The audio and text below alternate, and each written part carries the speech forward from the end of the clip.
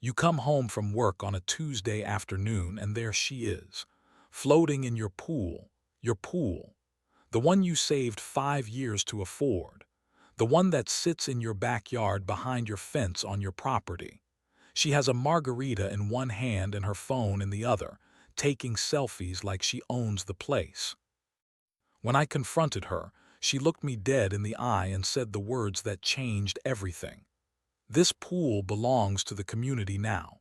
The HOA voted on it. I stood there, my keys still in my hand, watching this woman who had never paid a single dollar toward my mortgage treat my sanctuary like her personal resort. That moment, I realized something that would haunt me for months. Karen was not just using my pool. She was stealing my peace, my privacy, and my sanity. And she was just getting started. 2 years ago, I bought my dream house. Not a mansion, not an estate, just a modest 3-bedroom home with the one feature that made all those years of saving worth it. A beautiful kidney-shaped pool in the backyard, surrounded by mature oak trees and a privacy fence that promised peace and quiet. Every morning I would sit on my deck with my coffee, watching the sunrise reflect off the water. The gentle sound of the filter humming, birds chirping in the trees, and the satisfaction of knowing this was mine.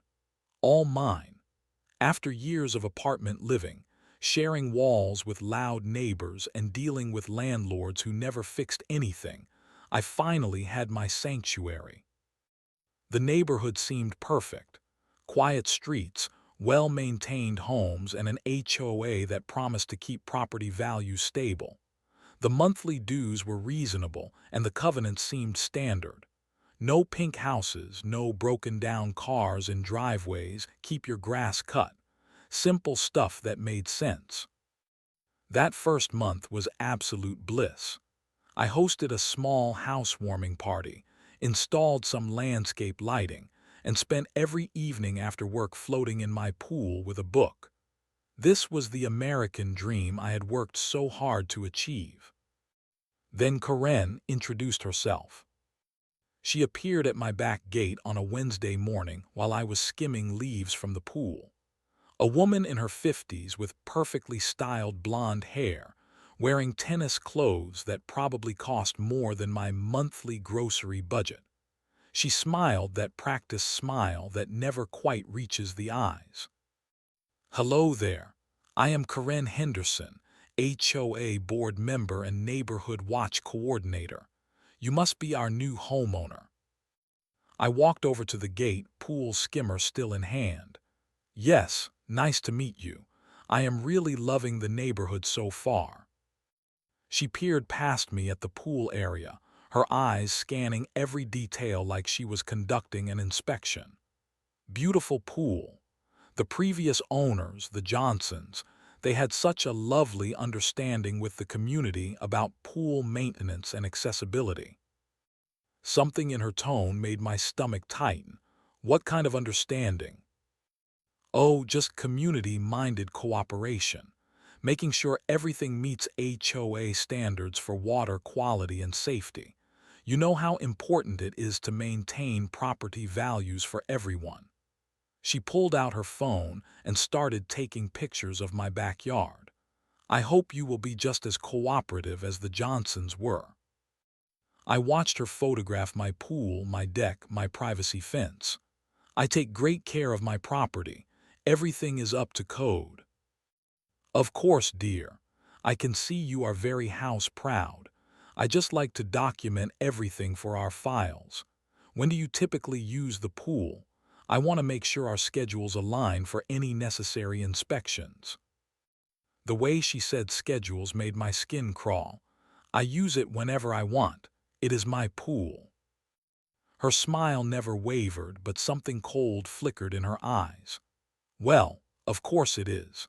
I just meant for HOA compliance purposes. We have very strict guidelines about chemical levels, safety equipment, and community standards. I hope you understand how important it is that we all work together to maintain our beautiful neighborhood."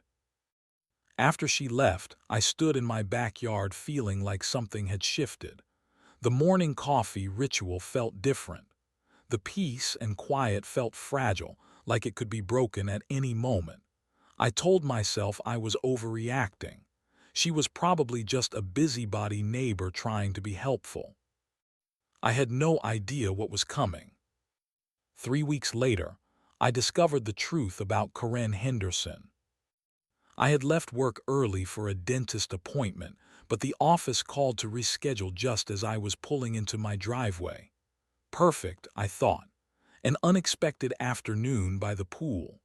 I changed into my swimsuit, grabbed a cold drink, and walked out to my backyard. Corinne was floating in my pool. Not just standing in it, not just testing the water. Floating on a bright pink inflatable raft, wearing a wide-brimmed hat and sunglasses, with a frozen cocktail in a plastic cup sitting in the raft's built-in cup holder. She looked like she was at a resort. I stood there for a full 10 seconds, my brain struggling to process what I was seeing. This woman was in my pool, in my backyard, behind my locked gate. "Corinne, what are you doing?" She turned her head toward me with the casual confidence of someone who belonged exactly where they were. "Oh, hello, dear. I was just conducting my monthly chemical balance assessment. The pH level seemed a bit high yesterday, so I wanted to do a more thorough evaluation. By floating on a raft with a drink. The best way to test water quality is full immersion. I need to assess temperature, chemical balance, and overall safety conditions. This is all part of my HOA duties, as I explained during our first meeting." My hands started shaking. "Get out of my pool right now." Corinne paddled her raft to the shallow end and stepped out, water dripping from her designer swimsuit onto my deck. She did not seem embarrassed or apologetic. She seemed annoyed that I was interrupting her relaxation. "I understand you are new to HOA communities, so let me explain how this works. The covenants clearly state that all amenities must meet community standards and be available for inspection at reasonable times. Your pool affects property values for the entire neighborhood. If something were to happen, if someone got hurt, or if the water quality created health concerns, the HOA could be liable. None of that gives you the right to use my pool without permission." "I am not using it, dear. I am inspecting it. There is a difference." She gathered her towel and cocktail. "I hope you will be more cooperative in the future. The Johnsons understood how important community cooperation is. They never made such a fuss about routine inspections." After she left, I installed a security camera system. The footage revealed the shocking truth. Corinne had been using my pool almost daily while I was at work. Not quick inspections, full pool sessions. She would arrive around 10 in the morning, let herself in through my gate using some kind of key or tool, and spend 2 to 3 hours floating, swimming, and sunbathing in my backyard. But it got worse. The following week, I watched on my phone app as Corinne arrived with 2 other women. They set up lounge chairs, brought a cooler full of drinks, and spent the entire afternoon having what looked like a pool party. On my property, in my pool, using my electricity for the filter and my water for their entertainment. When I confronted her the next day, Corinne was ready with another excuse. Those were fellow HOA board members conducting a comprehensive amenity evaluation. We are updating our community standards manual, and we needed to assess all pool installations for compliance with new safety regulations. So you brought cocktail and spent 4 hours sunbathing for safety compliance. We take our responsibilities very seriously. A thorough evaluation requires time and attention to detail. I am sorry if our diligence inconveniences you, but this is for the good of the entire community." That night, I called a lawyer. The consultation cost me $200 and delivered devastating news. HOA covenants are complex legal documents, and mine contained language about community standards and inspection rights that could be interpreted broadly. Fighting this in court would cost thousands of dollars with no guarantee of success. Your best bet is to work with the HOA board to establish clear boundaries, the lawyer advised. Document everything, communicate in writing, and try to resolve this through their internal processes. I hung up the phone knowing I was trapped in a system designed to protect people like Corinne, while leaving homeowners like me with no recourse. The invasion of my sanctuary had begun, and the people in charge were the ones doing the invading. The HOA board meeting was scheduled for a Thursday evening in the community center. I prepared for weeks, printing photos from my security cameras, organizing a timeline of unauthorized pool usage, and writing a formal complaint that detailed every violation of my property rights. I thought I was walking into a fair hearing. Instead, I walked into an ambush. The board consisted of 5 members, including Corinne.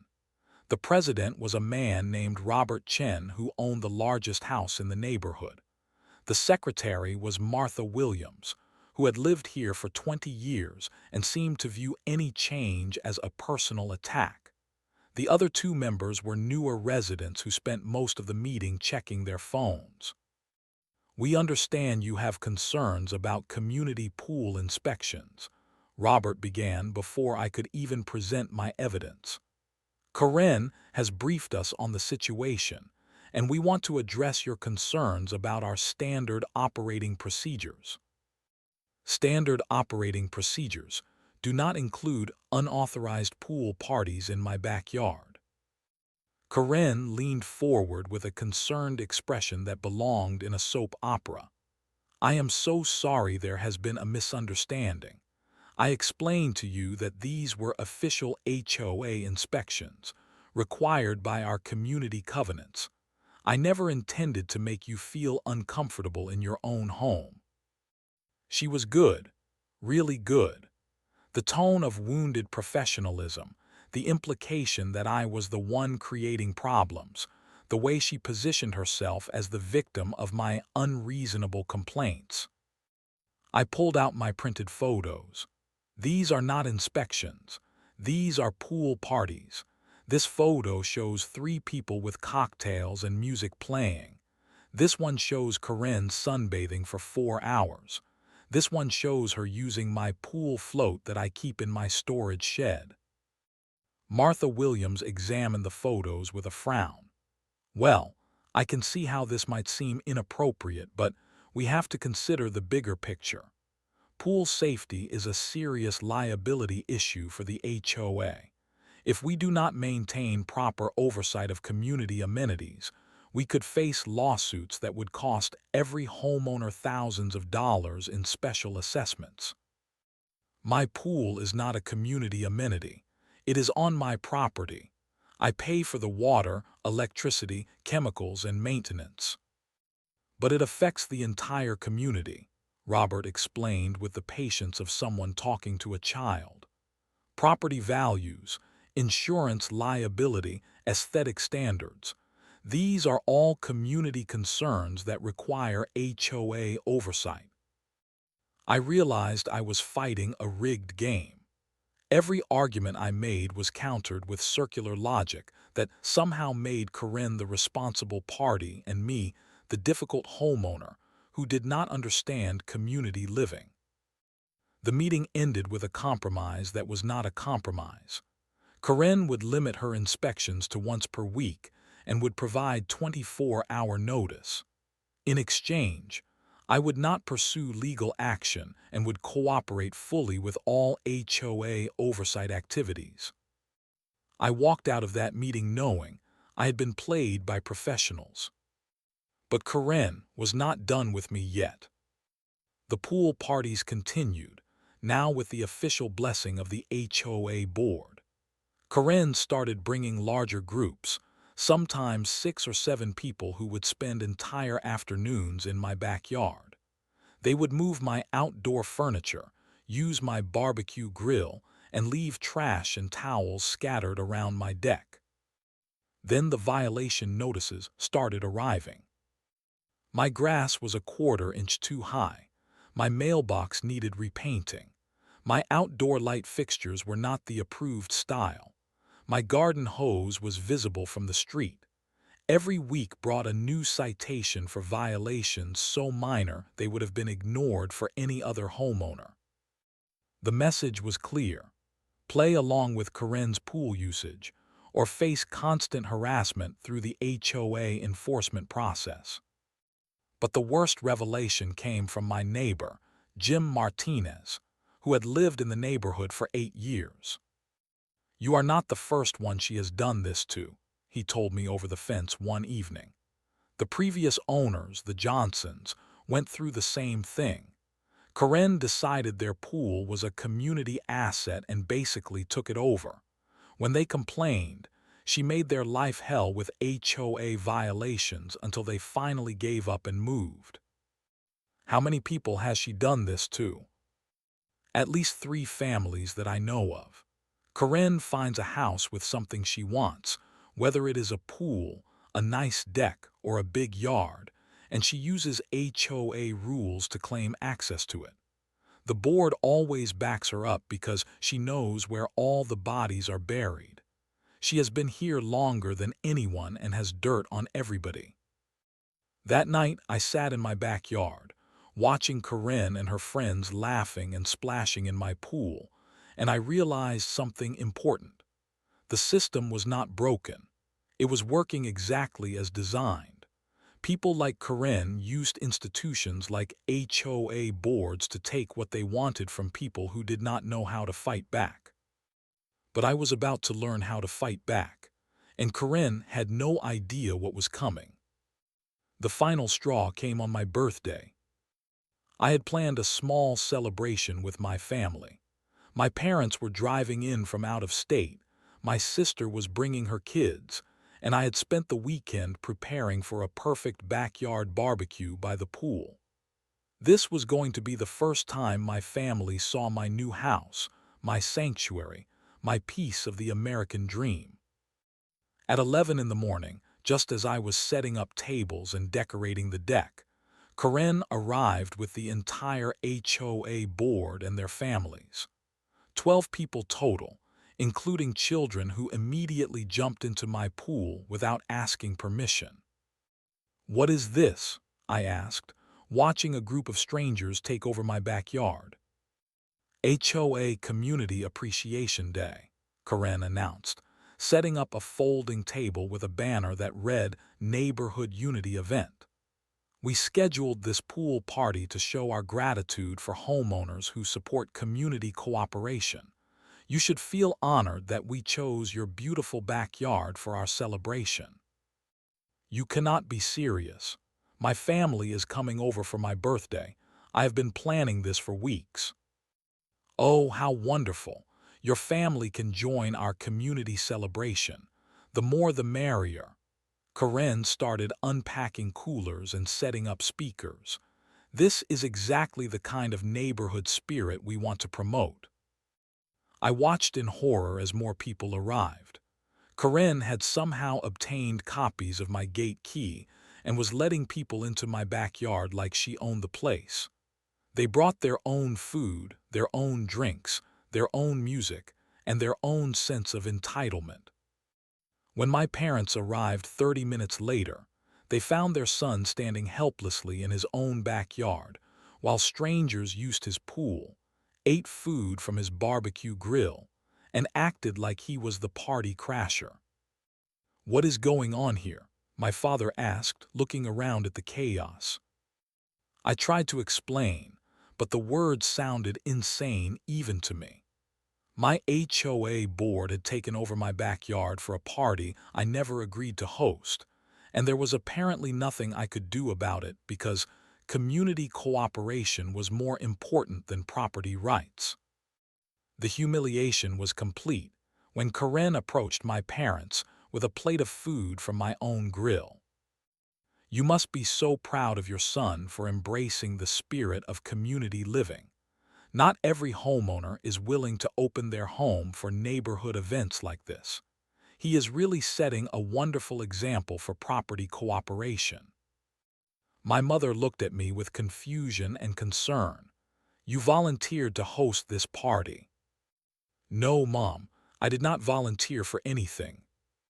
But Corinne was already walking away, having planted the seed that I was either lying to my parents or had somehow agreed to this invasion, and was now being ungrateful about it. The party lasted until almost 8 in the evening. My family birthday celebration became a footnote to Corinne's community event. We ended up ordering pizza and eating inside while strangers splashed in my pool and used my outdoor furniture. That night, after everyone had finally left and I was cleaning up the mess they had made, I discovered the worst violation yet. Someone had broken the automatic pool cleaner, damaged the pool filter housing, and left cigarette butts floating in the water. The repair estimate came to over $800. When I confronted Corinne the next day, I learned about her most audacious scheme yet. "I am so sorry about the equipment damage," she said with false sympathy. "Unfortunately, community events always carry some risk of accidents. The good news is that our investigation revealed you have been operating an unauthorized pool rental business, which violates several HOA covenants and local zoning laws." "What are you talking about?" "We have documentation showing that you have been charging neighbors for pool access. Jim Martinez paid you $50 last month for a pool party. The Williams family paid you $30 for their daughter's birthday party. This is clearly a commercial enterprise operating in a residential zone." My blood turned to ice. Those payments were for utilities. Jim had used my pool for his son's birthday party and insisted on paying for the extra water and electricity. The Williams had done the same thing. These were friendly gestures between neighbors, not commercial transactions. But Corinne had turned them into evidence of a crime I never committed. "You have 48 hours to cease all commercial pool operations and report to the HOA board for a compliance hearing. Failure to cooperate will result in legal action for covenant violations and potentially criminal charges for operating an unlicensed business." I stood in my kitchen that night, reading the official notice that threatened everything I had worked for, and I realized that conventional approaches were never going to work. Corinne had weaponized the entire system against me. The HOA board was corrupt, the legal system was too expensive, and playing by the rules only gave her more ammunition to destroy my life. That was the moment everything changed. The moment I stopped trying to be reasonable with unreasonable people. The moment I decided that if Corinne wanted to play games with my pool, I would give her a game she would never forget. I opened my laptop and started researching. Not HOA covenants or legal precedents, but something much more interesting. Corinne Henderson's background, her weaknesses, and most importantly, her fears. The plan that would change everything was about to begin. Corinne Henderson had made one critical mistake. She had underestimated me. While she was busy playing HOA politics and stealing pool time, I was doing what I do best: research. Deep, methodical, obsessive research that would have impressed any private investigator. I started with public records, property ownership history, previous addresses, court filings, and business registrations. What I found painted a picture of a woman who had been running the same scam for over a decade. Corinne had lived in 4 different HOA communities over the past 15 years. In each one, she had managed to get elected to the board within 2 years of moving in.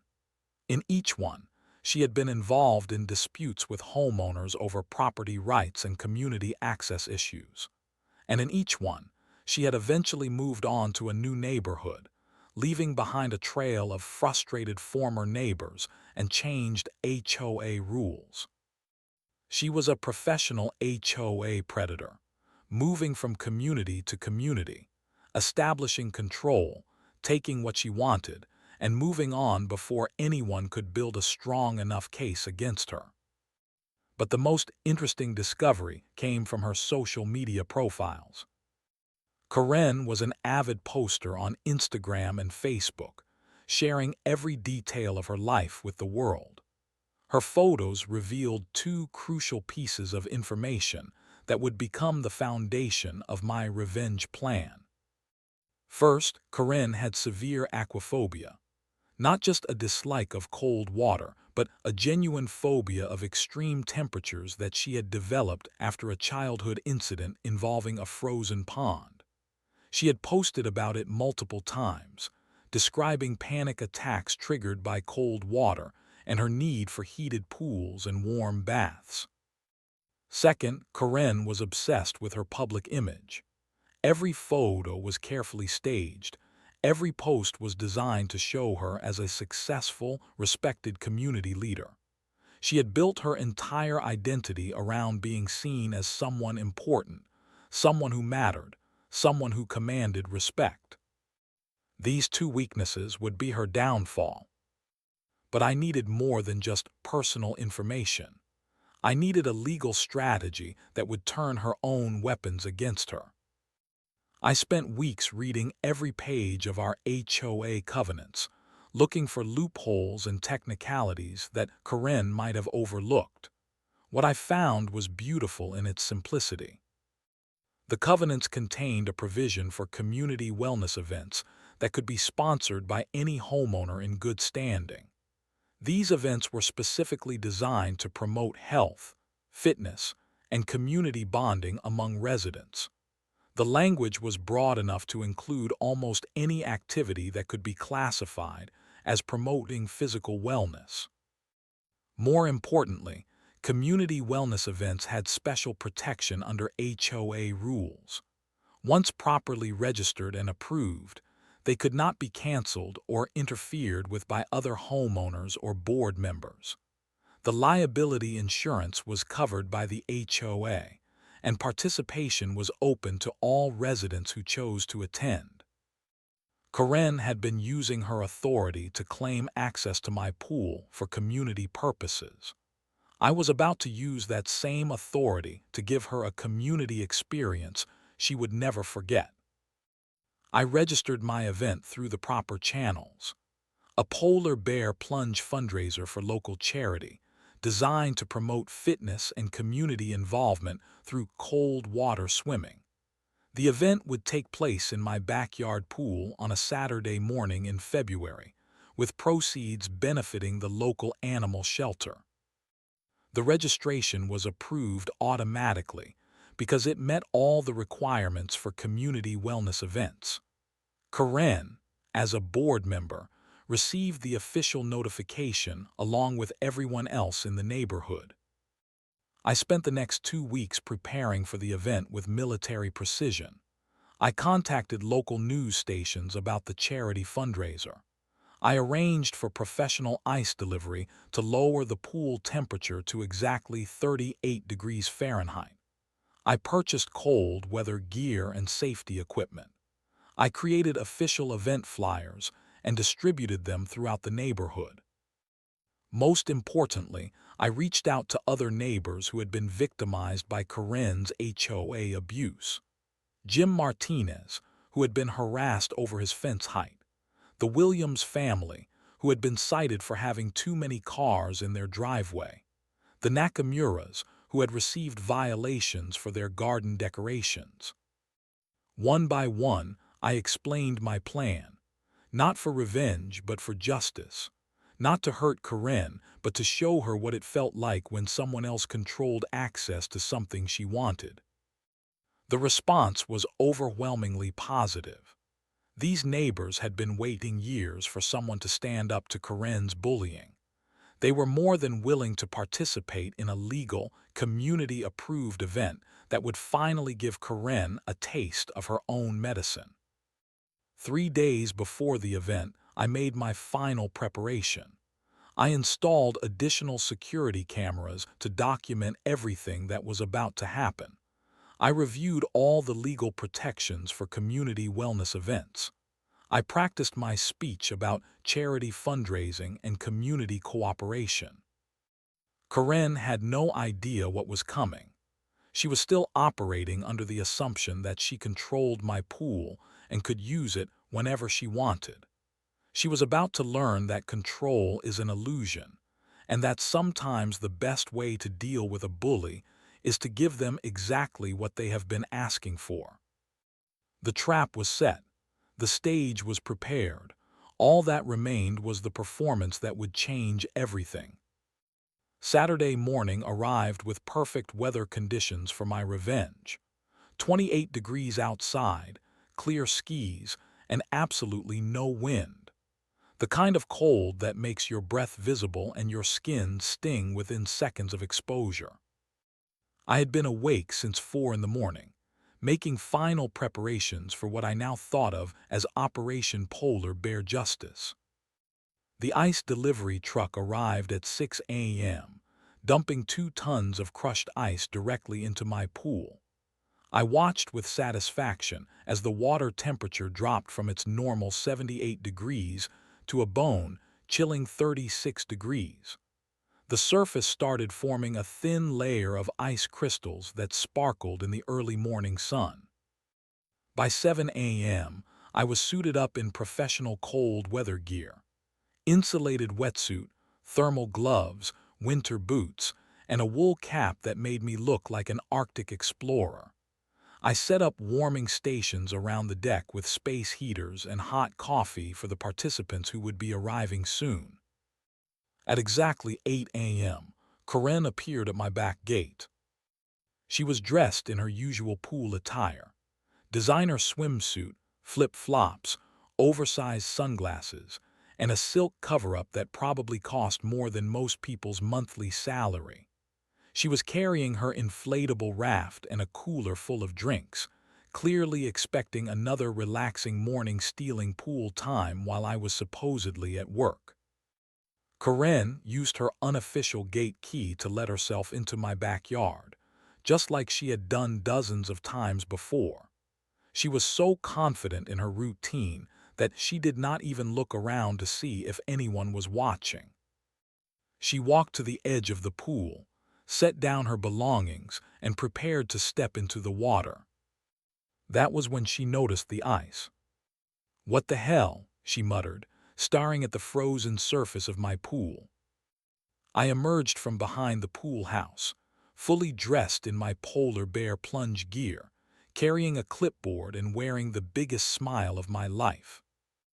"Good morning, Karen. Right on time for our community wellness event." She spun around, her face a mixture of confusion and growing alarm. "What community wellness event? What is all this ice?" "The HOA approved Polar Bear Plunge fundraiser that was registered 2 weeks ago. You received the official notification as a board member. I have your email confirmation right here." I showed her the printed documentation. As someone who has always emphasized the importance of community participation and pool access, I thought you would be excited to join us. Karen stared at the frozen pool, then at my cold weather gear, then back at the ice. "You cannot be serious. Nobody is going to swim in that."